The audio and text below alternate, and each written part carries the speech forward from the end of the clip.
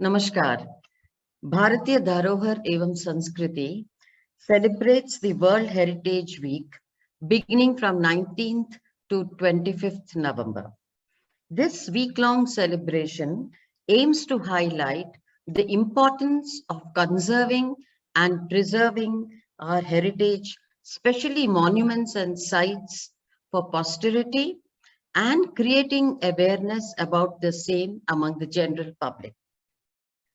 The Indian subcontinent presents a spectacular, diverse range of monuments and sites right from the prehistoric times to the modern. In different material, in different architectural styles, portraying the socio-political, economic ethos of the contemporary times. Most of these are protected by the Archaeological Survey of India, Ministry of Culture, Government of India, and the state governments, along with the legislations, both national and state.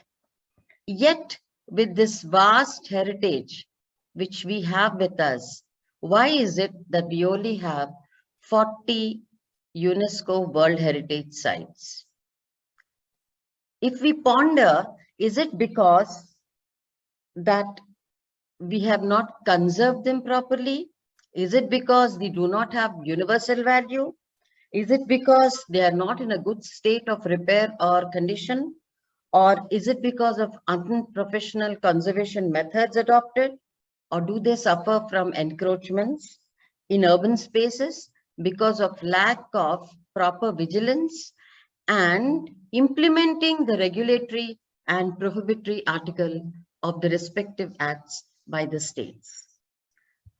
Very unfortunate, but most of these facts are true. The vagaries of nature and human vandalism, of course, add to this problem. But it is a strong political will which can change all this.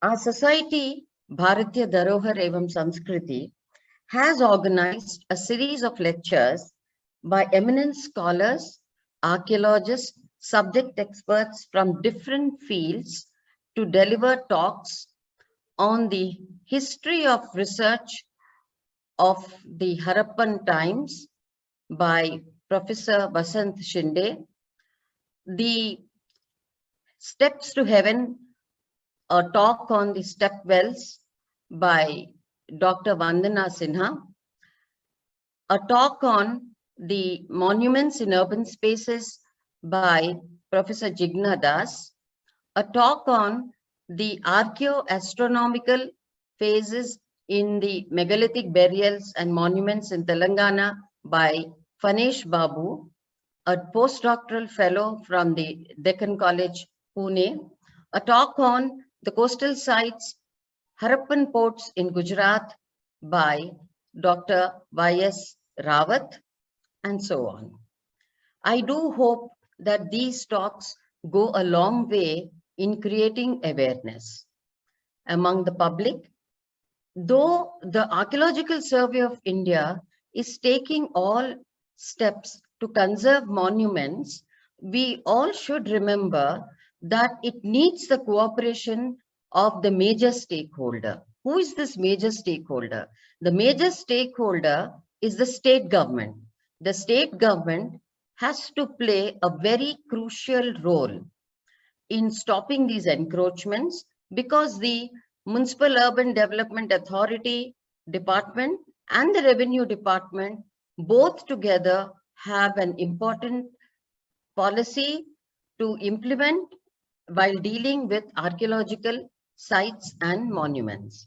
They should make sure that the skyline or the cityscape around the monuments remains clear. The skyscrapers are not permitted to come up, spoiling the visibility of the monument and the natural environment, so that we can try and improve our criteria necessary to win the World Heritage inscriptions.